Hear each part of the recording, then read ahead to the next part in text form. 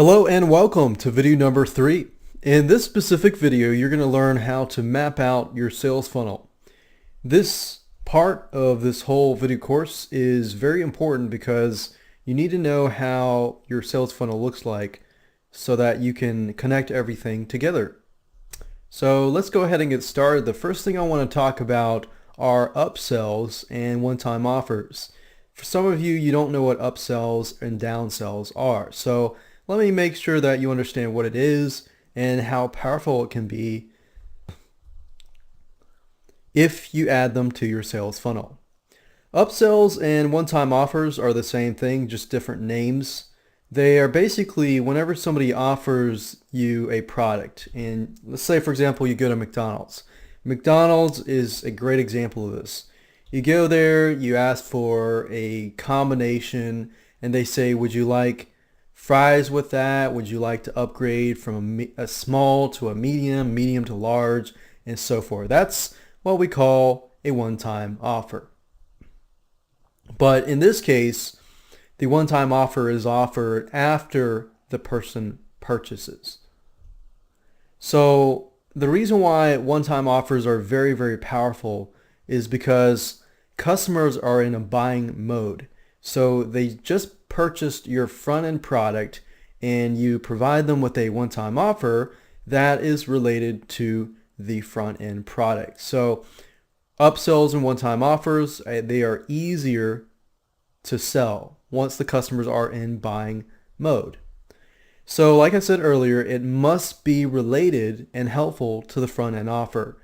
For example, if you sell a product on the front end on, let's say, for example, a video training course on graphic design, then the upsell needs to be something related to either saving time or money, speeding the process up for graphic design. You cannot include a one-time offer that is something totally different. Otherwise, you're going to kill your conversions. You can, but it's not going to be as effective. So make sure that either the one-time offer relates to the front-end offer, but also relates to saving time or money. If you can do that, that's a formula for success. Let me talk about downsells. Let's say, for example, that you go to Arby's or you go to McDonald's and you order a cheeseburger, fries, and a Coke. And then they say, would you like a large with that? And you say no. And they say, okay, well, would you like a medium Coke? So if you started out with a small Coke and they went from a large and then you said no, and then they said medium, which was half the price but half the size of a large, then of course you're thinking, well, you know, I don't want to break my wallet, but at the same time it's a good deal.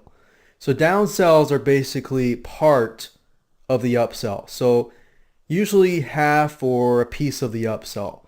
So a downsell is basically half or something lower than the upsell. So in this case, if I offer a one-time offer of a graphic design software for the upsell, but the downsell, I could offer that software, but maybe it doesn't have as many features and so forth. So it's not like you're offering the upsell for a lower price. That would not be good for your customers. It's just a downsell is usually a piece of the upsell for a lower price. And it usually contains the main selling point of the upsell. But it's a great appeal to customers who want it, but their wallets are low on cash. So you got a $50 upsell and then a $25 downsell. Imagine people getting the downsells and not missing out on your upsell, but getting your downsells. If you don't have that downsell there and you have that upsell, then you're actually losing money in the process. So you want to make sure you have a downsell if you have an upsell.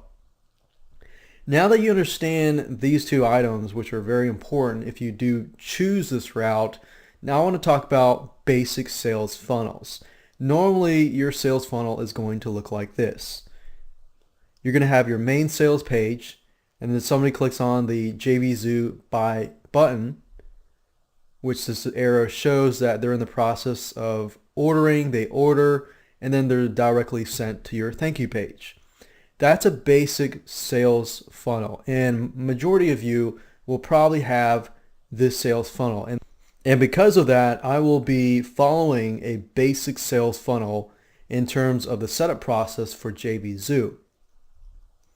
Now, if you choose to do a one-time offer and a downsell, then it's going to look like this. You're going to have the main sales page. Somebody's click on the JvZoo buy button. They're going to purchase, and then they're going to see the one-time offer. They're not going to be sent to the thank you page just yet. Now, this is a little more complicated because you have a one-time offer. So the main sales page is up here. They purchase, they see this one-time offer. If they click no, then they're going to be presented with a down sell here. Now, if they click on yes, then you have to direct them to a thank you page. So you're going to need to have 3 different thank you pages. So main sales page, one-time offer, thank you page with the one-time offer. If they say no and then they purchase the down sell, then they are going to be sent to a thank you page with the down sell. You don't want to forward them to a thank you page with the OTO unless they paid for that. Now, if they click on no to the down sell, then they're going to be forwarded to the thank you page with no one-time offer or down sell. So it's just going to be the basic funnel from main sales page to thank you page. So feel free to pause this at any time just to study this if you need to do this. And I'm not going to actually follow this in the process, but in video number 8, I'm going to show you how to use JvZoo's sales funnel feature. And with their feature, you can actually implement this whole process actually fairly easily. So with that said, let's move on to the next video, and I'm going to show you how to finalize the sales page and the thank you page and to connect all your content to your thank you page.